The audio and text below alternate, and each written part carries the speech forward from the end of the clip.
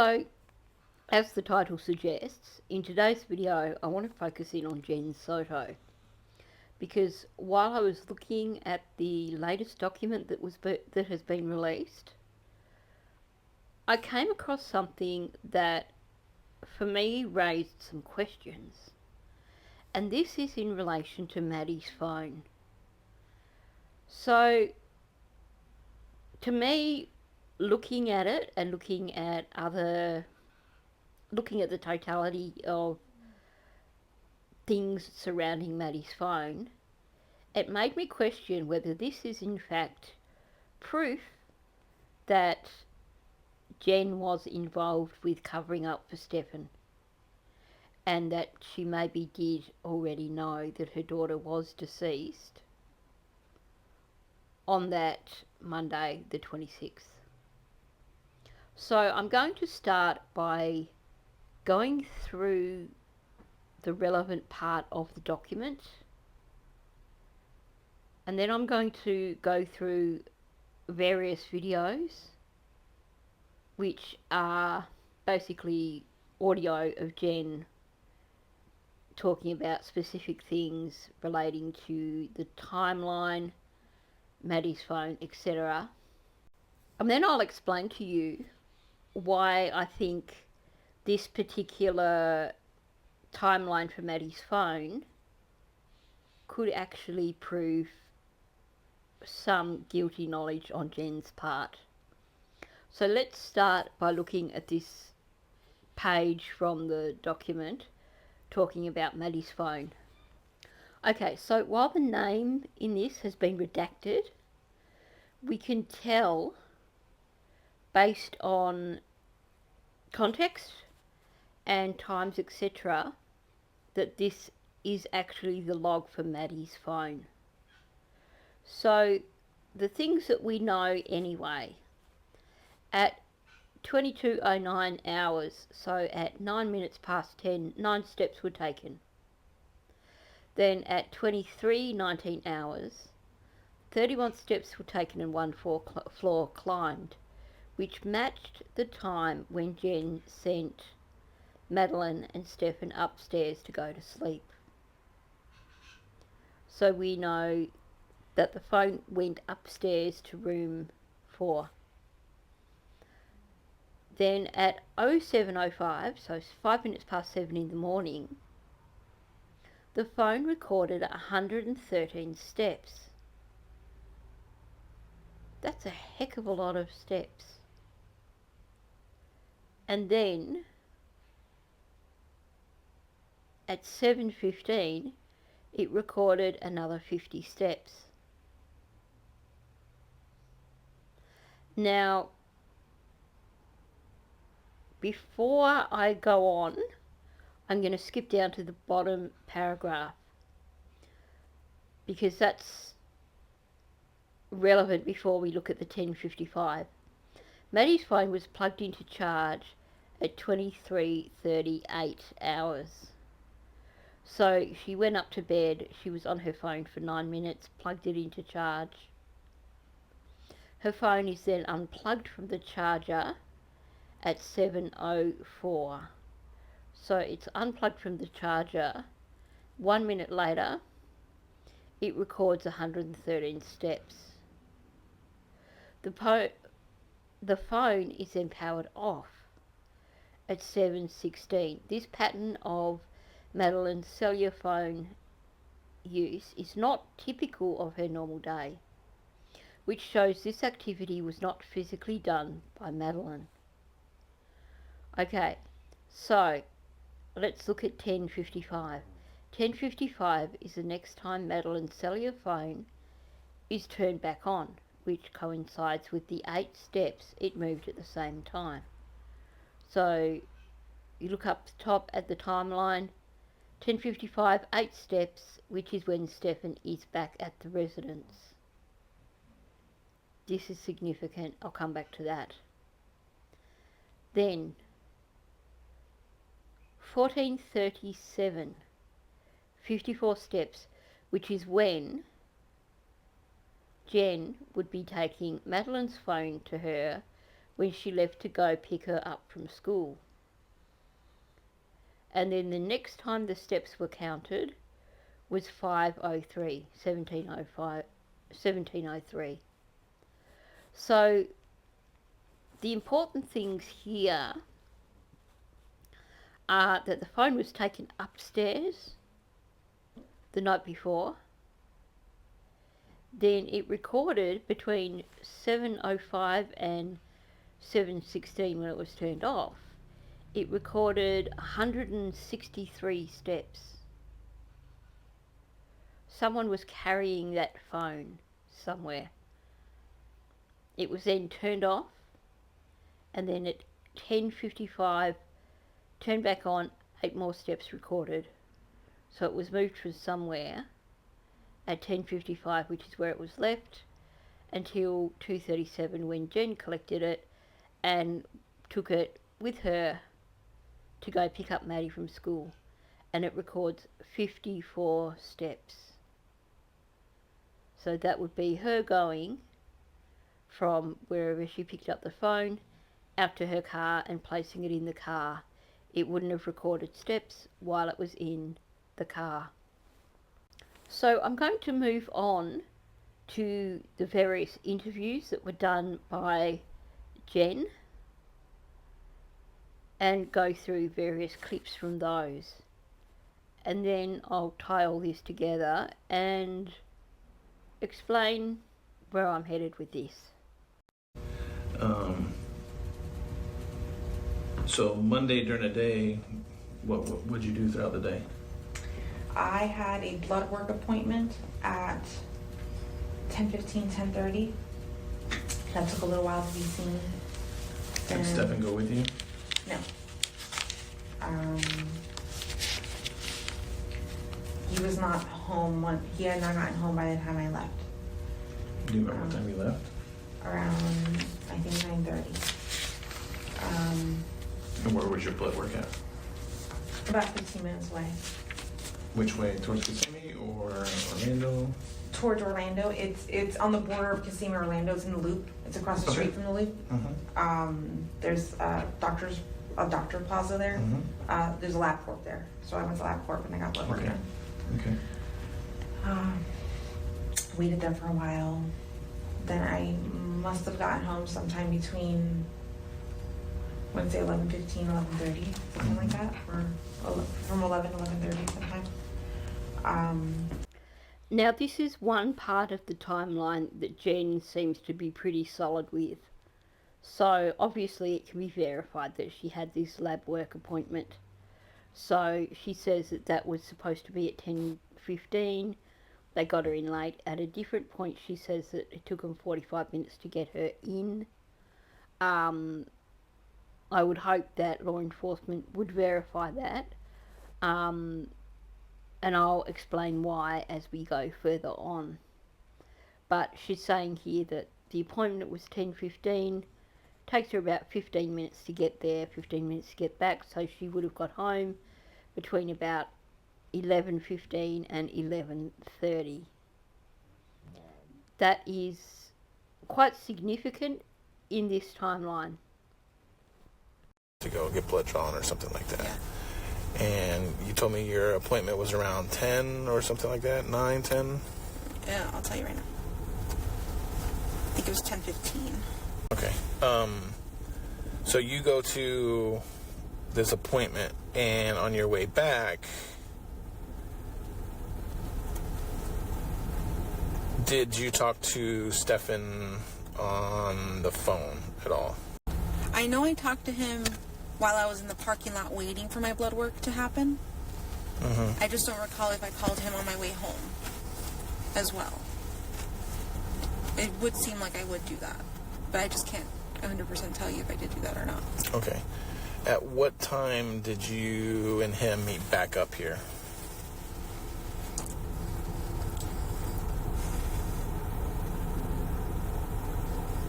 So I got back from my blood work appointment anytime between, I'll say 11:15, 11:30, so sometime around that time. And was he already here? Yes. Okay. So I'm not going to play every single instance where she says that she got home between 11:15 and 11:30, but we can see that she is being consistent with it. Now, she says that Stefan rang her while she was in the car park of the place before she went in, and she says that he was home when she got home. So there are two key bits of information that come out here. The significant thing is that she seems to be quite set on the timeline of that she didn't get back till 11:15. Now, even if she's wrong with it being like 45 minutes for her appointment, you would still imagine that if she is correct about getting in late, that she certainly would have been pushing to have gotten back before 11. That, of course, depends on if it was late, but it's all verifiable, and I think she's smart enough to know that. And this seems to be factual because she has stuck to her guns, given correct times each time she's questioned. Was he already here? Yes. Okay. What did you guys talk about when you got home? What happened this morning? What did he say? What happened this morning? He's like, we had a good morning. We made really good time. Maddie got ready super quick. We were out the door super quickly. I was super impressed with our time. I tried convincing Maddie to go have McDonald's breakfast a few times, but she changed her mind and decided she didn't want to. She just wanted to sleep in the car. And the thing is, the night before, we had discussed, oh, Maddie, maybe he should leave a little bit earlier than normal so that you can go get breakfast with him at McDonald's. That would be a really cool day to start a Monday right after your birthday, having McDonald's at breakfast. And she's like, oh, that sounds like a good idea. So they were supposed to have gone to McDonald's, but he told me they didn't. He told me he had left his phone because I had... no, he had already told me this earlier, that he had left his phone. What else did he talk to me about?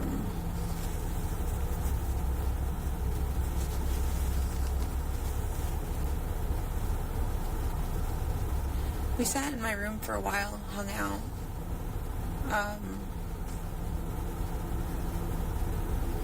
He discussed having to reset his phone even though he didn't want to, or no, not reset his phone. He discussed needing to update his phone because he's been avoiding an update for so long. But I think it's time to do it. And I said, just do it. Stop avoiding it. Just do it. And he started the update. And then through the update, he's like, oh my God, I don't know what button I pressed, but I just factory erased my entire phone. And I said, that was stupid. How'd you manage to do that? He goes, I don't know. I wasn't paying attention and I just clicked the button and it happened.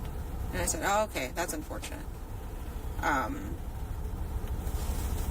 Or did he tell you he meant to reset his phone? No, he didn't tell me he meant to reset his phone. He acted like and said that it was an accident. Did you find that odd? Of course I find that fucking odd. That's suspicious as hell. That... Have you ever reset any kind of phone? Me? I have no idea how to do that now. Okay, have you ever had to do an update on a phone? I think so. On these phones, yeah. Sometimes it will ask me to just continue on with the update. And do I remember it ever asking me to erase? No. Got it. Okay. But he's got a Samsung. I have Apple, so I don't know if there is a difference or not. So. All right. Now that you mentioned phones, so Maddie had a phone. Yeah. And explain to me what her attachment is to her phone. Her phone is her lifeline. That's how she talks to all of her friends. That's how she talks to any of us. She's constantly on video chat with her best friend, or talking to them, or playing video games with them. But she's on her phone pretty often. What exactly would you like to know about her phone? So,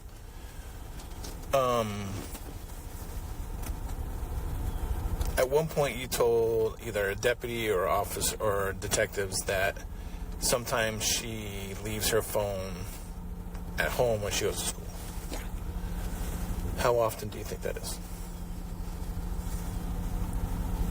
I would say once every few weeks. It happens a lot. Like, for me, that's a lot. She has ADHD. She's very forgetful. She'll set something down and completely forget where she said it later. Where I found her phone was on her dresser. So I'm assuming she placed it there while she was getting ready and completely forgot about it, got ready, grabbed her backpack, and left. But it was on the dresser in front of her TV.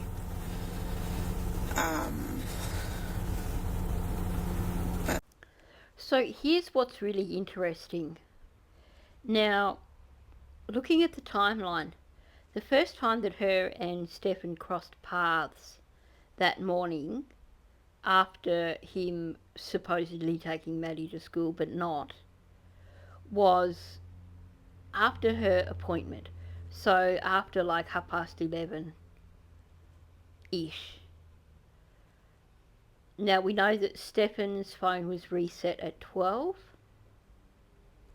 So we know that that part of that conversation occurred then.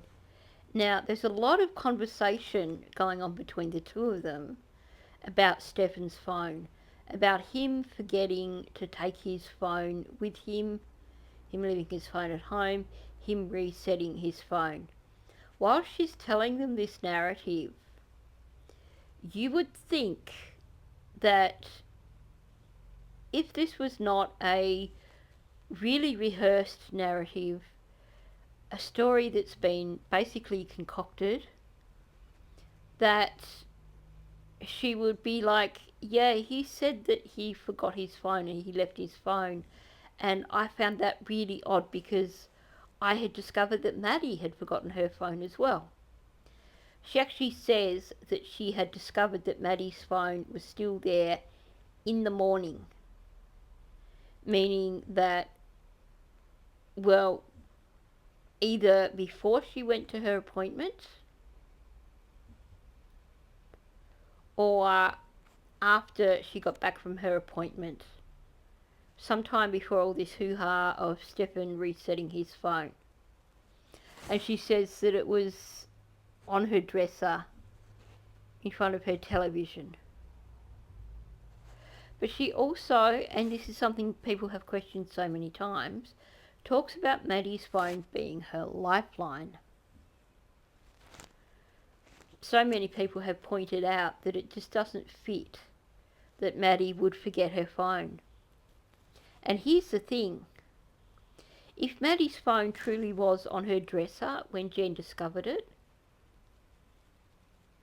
that would mean that, wouldn't you be questioning, well, she remembered it enough to have brought it downstairs with her and put it on her dresser, and yet why would she then forget it?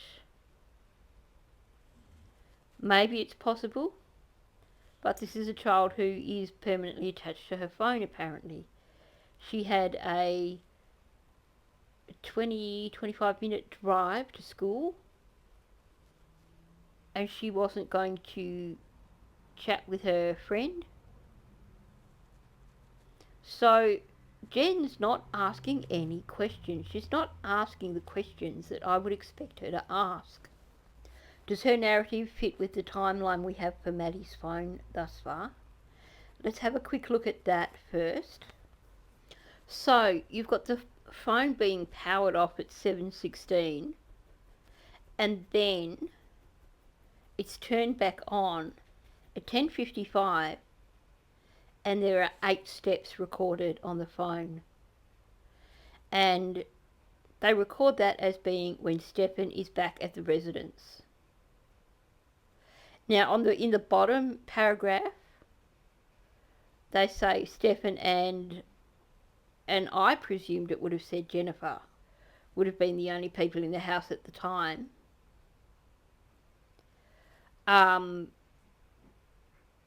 But that's actually not the case. It seems to be the flatmate. So they've confirmed at this point in time that at 10:55, when the phone was turned on and it moved another 8 steps, Jenn wasn't there. Stefan was the only one there. So, is it possible that Stefan moved the phone downstairs either at 7:15 when he did 50 steps with it, or before he turned it back on at 10:55? I think that seems to be the case, because apparently it was on the charge. It had gone up a flight of stairs. It was on the charger overnight. It was taken off the charger in the morning at 7:04, and then powered off at 7:16. So, yes, it could have been downstairs on Maddie's dresser at that point in time. So, we can't be certain, because it hasn't recorded a change in elevation. It recorded when it went up a flight of stairs, but it hasn't recorded going down. That phone did a heck of a lot of steps between 7:05 and 7:15. So it's possible that that could have been at a point in time when the phone was brought back downstairs. However, when it was turned back on, it only made 8 steps. So either it was turned back on upstairs and only moved within the room, or it was turned back on downstairs and placed somewhere downstairs. 8 steps could be in line with taking it into Maddie's room and placing it on her dresser.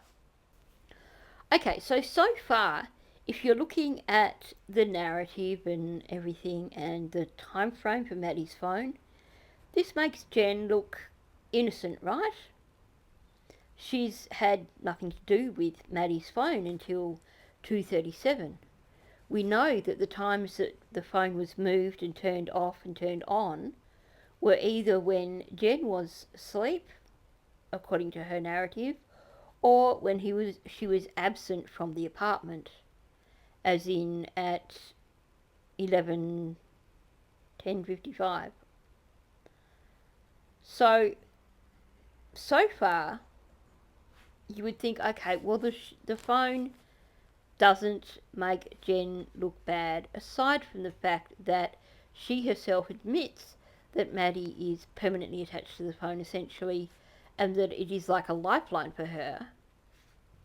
But yet she is not concerned over Maddie leaving it at home, and she claims that Maddie leaves it at home once every couple of weeks. I actually call BS on that, because we know that Maddie communicated with her best friend every morning on her phone. If she was leaving that early with Stefan to go and get Macca's, you would expect that she would want to have her phone with her for communication. Jenn doesn't seem to be bothered by that at all. She's quite happy to give this narrative that, yes, she just forgot the phone. But, now, like I said, at this point in time, doesn't put Jenn in a bad light, right? Wrong. Here's the thing. She's given all this narrative about Stefan's phone. It's been brought up so many times. Now, imagine yourself as a mother of a child who is missing. What's going to be at the forefront of your mind? The fact that the child doesn't have her phone on her. Jenn should be panicking, because there's no way of attempting to make contact with Maddie because Maddie doesn't have her phone. There's no way of attempting to track Maddie via the phone because Jenn's got the phone. And yet, her entire narrative, every time she tells it, She leaves out anything to do with Maddie's phone. The only time Maddie's phone gets discussed is when it is raised by detectives. It is not included in the narrative. To me, that says that is a narrative that they have cooked up between them. It is a well-rehearsed narrative and is not Jenn's own narrative. A mother of a missing child, the first thing at the front of their mind would be the fact that their child doesn't have their phone. Not the fact that their boyfriend went out for the morning without his phone. Or that he accidentally reset his phone. You wouldn't give a rat's about him heading out without his phone if your narrative is about your missing child. But it seems that that is more important to her than Maddie heading out without her phone. The only time that Maddie's phone comes into her narrative is not until 1st of March and that interview, and I'll play that later on. But to me, it is a huge red flag that she has this well-rehearsed narrative, and she's gone through this narrative several times now. She's been asked several times about Maddie's phone, and yet she hasn't included it in the narrative because she's not working from memory. She's been prompted about Maddie's phone, and yet she doesn't add to the narrative. And then I came home and I went into her room to do this and saw her phone. The phone is not included in the narrative, and to me that is disturbing. Now I'm going to go through her discussing picking up Maddie from school. This is the original part of the narrative given during her interview on, I believe, the 28th or the 29th. I haven't double checked that, but this is the first of two that I'm going to play, and they are in chronological order. That's what is the main thing to take into account here. Listen to her narrative in terms of what happened when she went to pick up Maddie from school, and then I'll just do a quick recap before I play some more from her March the 1st interview. So you left approximately 2:30. Yeah. And pickups around 4, right? Yeah. Okay. Now when you got there at 4, then what happened? I waited in the car line for about 10 minutes, and she never came out. So I thought maybe I missed her. I couldn't remember if I told her I was picking her up from school that day or if she had to walk to the office. Okay. So I went to the office to see if she made it. She never did. I drove around a little bit.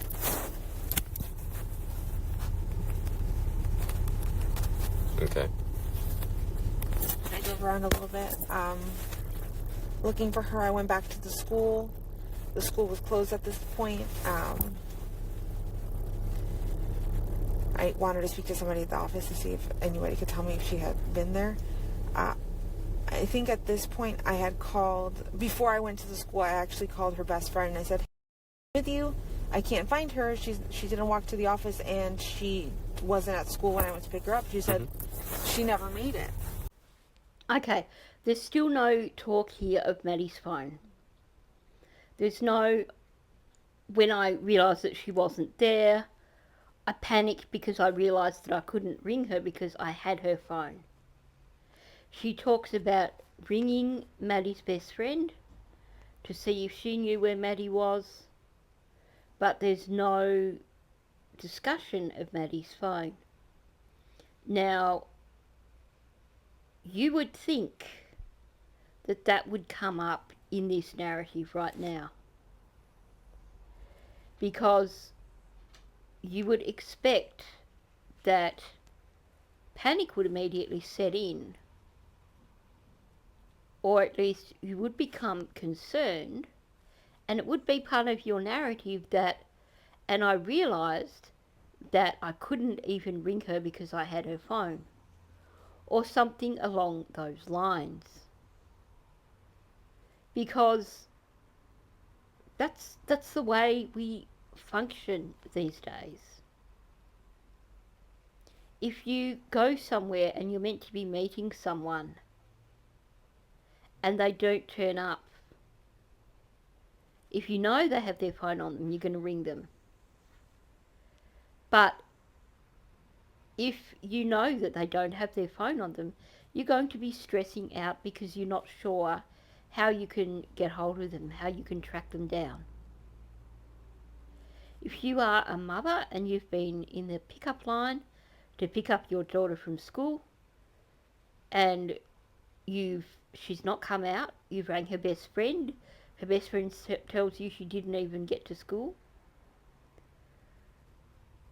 you're going to be thinking about the fact that she doesn't have her phone. You're going to be panicking, and yet the phone still doesn't factor into the narrative here at all.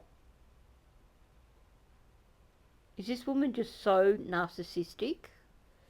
Is she really stupid? Or is she leaving out the part of Maddie's phone from the narrative because that was a detail that got forgotten because she knew not to add it into the narrative because it didn't fit anywhere, if that makes sense? It should be, if your child is missing, you know you haven't got their phone, it should be something that comes up in your narrative frequently. We should have heard from her about discovering that she'd left the phone at home earlier that day, about her taking the phone with her to pick Maddie up. But, like I said, the only time it comes up in the narrative is when she's being prompted by law enforcement. Okay, so as I mentioned, she adapts the narrative in her 1st of March interview. So now listen to what she has to say. 4:04, the bell rings, and I'm waiting. I'm the first in line. And she doesn't come out. You were in your car? I was in my car, in the car line, yeah. Okay. At this point, it's been a few minutes. She should have been out by now, because she's usually one of the first kids out. She knows I'm in the front line. And I'm holding up the line behind me, because there's kids getting in the cars behind and they're all waiting. They can't get around me, right? So, I start calling her, forgetting that I have her phone on me. I had found her phone earlier that morning. She had left it at home. And I brought it with me because she does this often. She does leave her phone. Where was the phone at in the house? It was on top of the dresser in her bedroom. Downstairs? I've never been in your house. Downstairs. Okay. Okay, so now she's added this nice little bit to her narrative where she actually calls Maddie's phone while she's waiting for her in the car. Now, maybe she did do that, but it's taken her multiple interviews with law enforcement to add this detail to her narrative. It seems to me that she's added this in because she's starting to realise that they keep prompting her about Maddie's phone and that she hasn't included it in her narrative. But the narrative has been so heavily rehearsed that she hasn't thought about how to properly incorporate it into the narrative. So rather than including the part of her discovering the phone earlier in the day and having realised Maddie left it at home, yada yada yada, she just introduces the I rang the phone and then I realised that I had it on me. I'm having trouble with this whole part of the narrative because, like I said, this should be an important part of the narrative. This should be something that is at the forefront of her mind. that she realised early in the day that the phone was there. It should be something that is included in the narrative from whatever time it was in the morning that she discovered Maddie's phone. Right through the narrative. Right through to I panicked because I realised I couldn't get hold of her because she didn't have her phone. Or I panicked because I realised that she can't be tracked by her phone. Have you ever heard her once say that she was concerned by the fact that Maddie didn't have her phone because it meant that she couldn't contact her or trace her? Never once. When she finally introduces the phone to the narrative, it's almost an afterthought. Okay, so here's where I start to question a few elements of this whole narrative with the phone. Now, in this interview on the 1st of March, Jenn says to them that she does not go upstairs unless she's doing laundry. We know she didn't do laundry that day. We know that the laundry hamper in Maddie's room was also Chockers.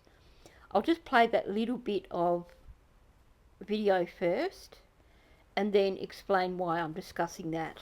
I want to touch on something real quick. When you were calling him, he eventually told you that he left his phone there. Did you hear the phone at the house? No. If it was anywhere, it would have been upstairs and I wouldn't have heard it. It would have been in the guest Do bedroom. you typically go upstairs? Who, me? Yes. Only if I'm doing laundry. Okay, so why is that significant? I'm going to show you the data from Maddie's phone again. And then I'm going to play one more video. Okay, so you have 237, 54 steps. Now we know this is Jenn because Stefan wasn't there. And I'll show you his... Actually, I'll just quickly show you his timeline now to just show you that. So this is basically the period of time when Stefan is heading back towards the apartment with his donut tyre on his car. So if we look around 2:28, 2:29, around the time that the phone recorded steps, he was still driving. So we can see that it was definitely Jenn who had the phone at that point in time. So that fits with her taking the phone with her to pick up Maddie for school. So she left home apparently around 2:37 to go pick up Maddie from school. And the phone records 54 steps. Okay, that seems to all fit. Here's where I'm questioning it again. This is after her saying that the phone was in Maddie's room. She found the phone that morning, not that afternoon, in Maddie's room in front of the television. So the phone was apparently downstairs, meaning that it would have been either still in that location when Jenn collected it to take it with her, or sitting in Jenn's room, or maybe sitting on the kitchen bench, all within probably 2 or 3 steps of the front door. The front door for the apartment, and I'll show you photos after this, is close to the door to Jenn's room, close to the entrance to Maddie's little nook.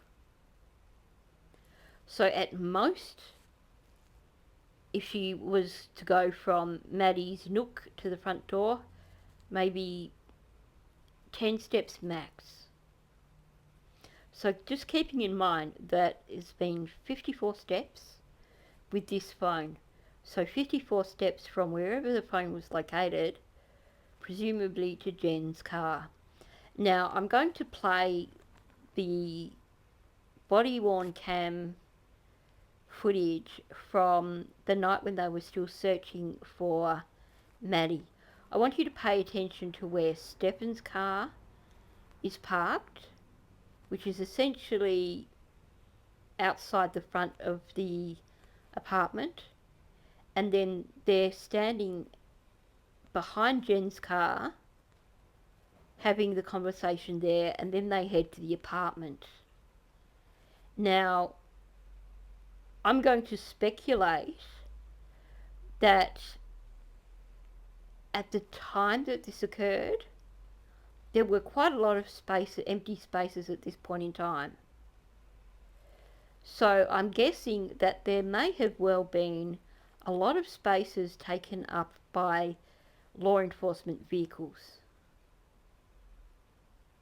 But there are a lot of free spaces, and we know that Jenn's lazy. She's going to park as close as she can to the apartment usually. Why am I saying all this? I'll explain it shortly. But the whole point is that you can see from watching this interview where Stefan's car was parked, where Jenn's car was parked, and how far from the apartment Jenn's car was. When they leave her car and walk to the door of the apartment, count roughly how many steps it takes to get to the door of the apartment. I was like, how does this work? I guess I would just have to double. Come back Yeah. again? So I'm just gonna get them on body cam now, stating that we could pull it. Yeah. And then from there, come back and then just make them sign one, I guess. Okay, you can see here that Stefan's car directly behind him, and the apartment that Stefan's car is parked in front of is their apartment. Keep that in mind. That'll just help you get your bearings as we watch the interview. Just to satisfy the agency. Let me go make contact with them now.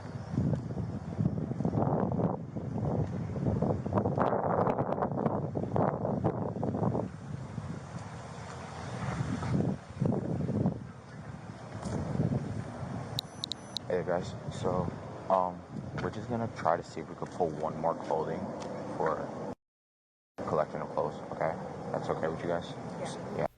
So here, they're standing at Jenn's car, and you can see top right of the image, the blue apartment is their apartment. So she's actually parked some distance from the apartment at this point in time. Now there appears to be a sign that could be a disabled parking sign in front of her car. Could this be where she regularly parks? Possibly. I'm not familiar with signage in terms of disabled parking in America, so let me know if that is a disabled parking sign. Would that say that this is where her car is usually parked? Because we know, we've been told that she usually parks her car in the disabled parking. Obviously that gives her a guaranteed spot close-ish to the apartment, I guess.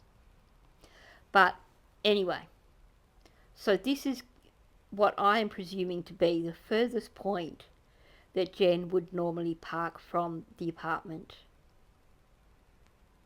I would imagine that if she's been out at a doctor's appointment and she's planning on leaving a few hours later to pick up from Maddie from school, she may even try to get one of those spots that is closer to the house, to the apartment.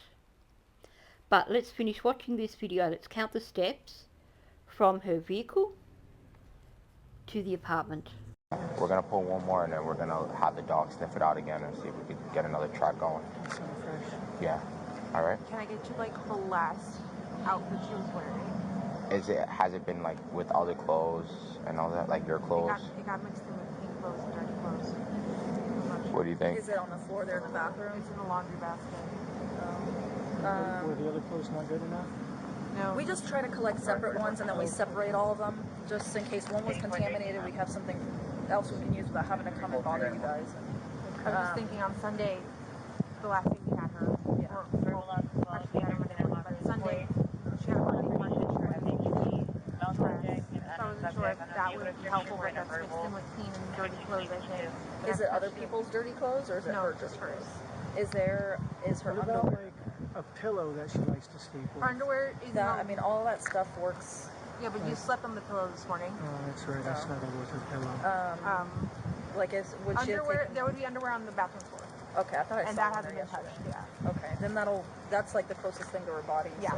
That's, Yeah, okay. those things, yeah. Okay. Okay.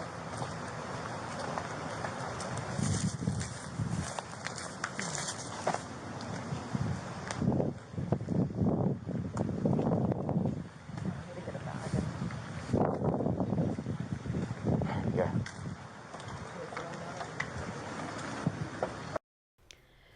Now, obviously, we can't see the entire time to count her steps precisely, but I've gone through it a few times and I keep coming up with roughly 34 steps. Bearing in mind we can take a few steps from that because she's at the back of the car, but roughly 34 steps to the apartment. Then from there, at the most, it's going to be maybe 5 steps to her room, 5 steps to the counter, maybe 10 steps at the most to go all the way into Maddie's room and collect her phone, if that. Was the phone still upstairs in the afternoon? Is that why there's 54 steps? Or did she meander around the apartment before she left? I just find it curious that that phone did quite a few steps. We know that for the phone to go upstairs is 31 steps. Whether Maddie went directly upstairs and put the phone down, we don't know. But essentially I'm trying to decide whether that is excess steps for if the phone was downstairs. Now, regardless of that, like I said, the phone doesn't factor into her narrative at all. She only introduces it when prompted. Until, of course, that interview on the 1st of March, when she still leaves it out from the earlier narratives about, you know, when she got back from her appointment and everything like that.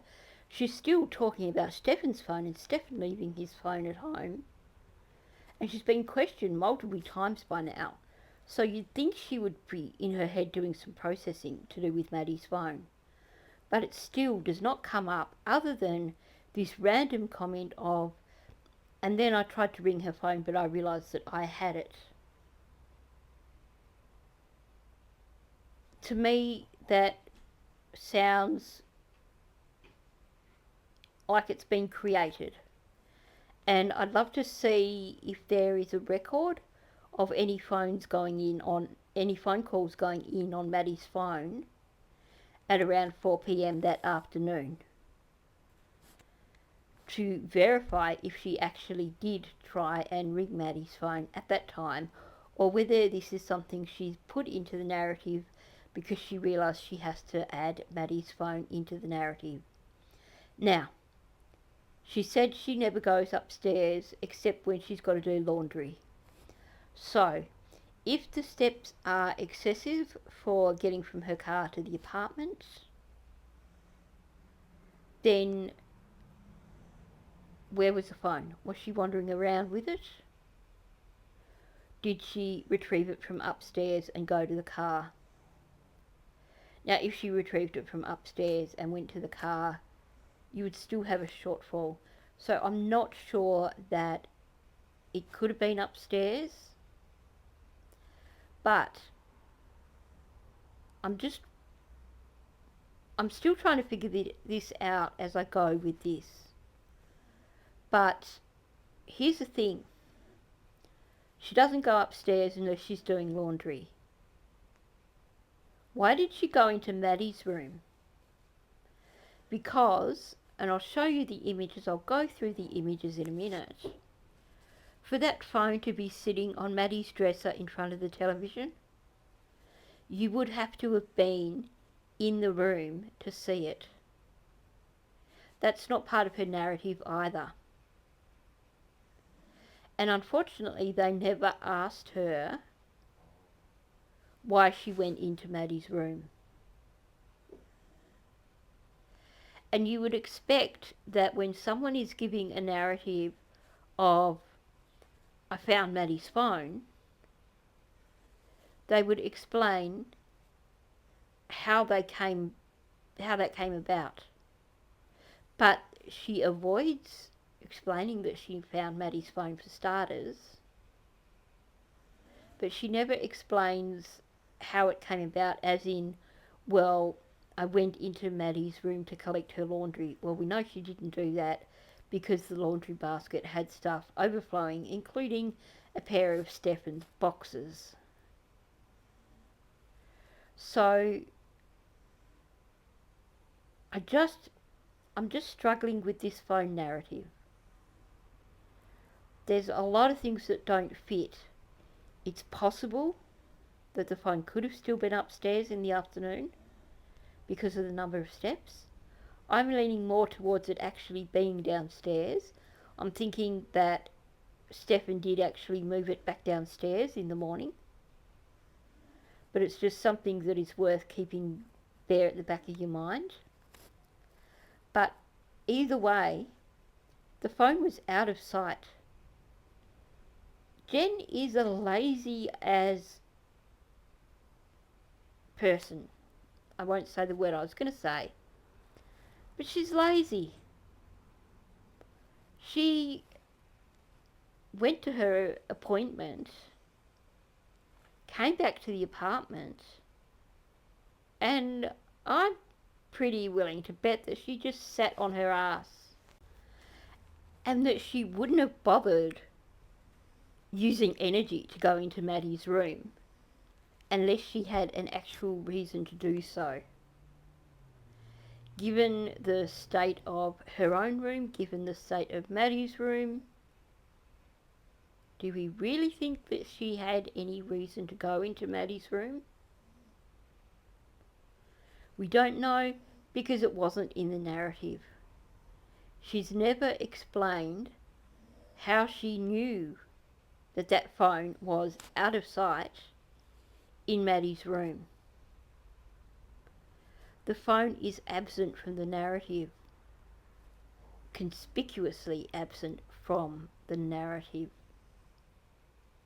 There's no part in the narrative about when she discovered the phone. That's only discussed when she's prompted. There's no part in the narrative about her concerns over Maddie not having her phone when she discovers that Maddie's missing. None of that whatsoever. And I think the absence of discussion of the phone in the narrative, combined with the location of the phone, considering that Jenn is a lazy sod, makes me think that she may have been covering for Stefan and that she may have known that something was afoot. I could be overthinking this, and it could just be completely harmless. Jenn's just an airhead, too much of a narcissist, more in love with Stefan than her own daughter, and therefore didn't even think about her daughter's phone to add it into the narrative. I don't know, but it certainly raises questions with me, and I would have liked detectives to have questioned her more along the lines of, how did you discover that her phone was left at home? How did you discover it in that location? I found it interesting that they were questioning her about not hearing Stefan's phone ringing if it was upstairs. Were they aware of something that's perhaps not in the documents, in terms of perhaps they were aware that Maddie's phone was still upstairs that afternoon before she left? I don't know. Now let's just to finish off, have a look at images from Maddie's room to give you some indication of why it's not something that she would have realised unless she went into the room for some reason. Okay, so you can see that basically clothes and everything are as they landed. And at the very, very bottom of that laundry basket is Maddie's birthday party dress. So you can see there, nothing's been touched in that corner of the room. That's as you enter on the left-hand side. So she certainly wasn't going in there for laundry, and I can't see anything in that image that would make me consider that she needed to go in there, at least for that section of the room. Let's move on. Okay, so from outside of Maddie's little room, all you're really going to see is the bed. You would have to be standing in the doorway to actually see anything in that room. Okay, so just to help you get your bearings, you can see that Maddie's computer desk and chair are all there at the end of Maddie's bed alongside the window. So you have the dresser and the television next to the computer and the computer desk, meaning that if you go to the right of that dresser, it would have to be pretty much hard up against that screen that turns Maddie's little corner into a room. So like I said, the only way you would know that anything was present on that dresser would be were you to actually physically go into the room and then see it in there.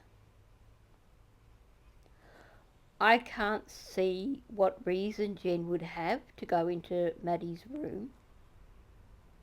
I'd be curious if anyone's got any ideas on that, but I can't see what she would need to go into Maddie's room for. So it's curious that she just happened to find Maddie's phone left behind in her room in a location that could not be seen unless you were in the room. And also, given the amount of clutter that's on top of that dresser, I would actually say you would have to be right in there staring at the dresser to notice the phone. Okay, so there's the location of Maddie's room next to the front door. Could it be the extra 20-something steps to go into Maddie's room and retrieve her phone? I'm not so certain that it would be. But like I said, I could go either way on whether or not the phone was in Maddie's room or whether it was upstairs. But here's the thing, either one is problematic for me. If the phone was upstairs, Jenn, by her own admission, only goes up there if she's doing laundry. She wasn't doing laundry. If it was in Maddie's room, what prompted her to go in there? Why is this not in her narrative? Seems like Maddie's phone was extremely insignificant to her, given that when your child is missing, a phone could actually be crucial to helping you find your child. I find it surprising that she says so little about the phone, and that up until that interview on the 1st of March, she had to be prompted to discuss Maddie's phone, even though it was quite clear in her head that Stefan had forgotten his phone. Now, I feel like in this particular video, I could be reaching a bit. Maybe I'm going too hard on Jenn here, because, well, we know she's not quite right in the head. She's definitely a narcissist, And sometimes I wonder if she's off in her own world. But there's just something about this that just niggles at me. Mainly the absence of discussion of the phone in her narrative, this very, very well rehearsed narrative. She doesn't adapt the narrative to add the phone in, even though she's been reminded of it in conversations. If you are explaining events and someone has prompted you with asking about the phone, you would then add that into the next retelling. You would be going along and you would be like, oh yeah, and then when I got home from my appointment, I went into Maddie's room to do such and such a thing and spotted the phone. But it doesn't come up. The only time it comes up is like a throwaway comment. I rang her phone, I realised I had it. Could it have been upstairs? Possibly. Could it have been in her room? Possibly. Either way, neither of those spots were places where I can imagine Jenn getting off her ass and going to without reason. She says she only goes upstairs if she's got to do laundry. It doesn't appear that there's any reason for her to go into Maddie's room because there's very little in that room, given that Maddie barely uses it. Jenn presumably has her own computer. Well, we know that she has her own computer because we hear that she was bought a Mac computer by the Stearnses. So she's not going in there to use Maddie's computer. And she claims that she was in her room talking with Stefan. So I could imagine her coming in from her appointment and just going and hanging out in her room all afternoon before going to pick up Maddie. I'm not sure. I'd love to hear what other people's take is on this. What do you think? Am I reaching too much with this one? Or is there something here that to you seems a little bit out of whack as well? So, thanks for listening. If you are new to my channel, please do subscribe. Also, please hit the like button. YouTube loves it when you do that. And also, leave your comments down below. Because, like I said, I'm not 100% decided on this. This has been a lot of spitballing, I guess you could say. I've looked at the solid information that we have, and I'm not comfortable with it. I'm going to leave it at that. So please do let me know your thoughts. So thanks for listening, and I'll catch you in the next one.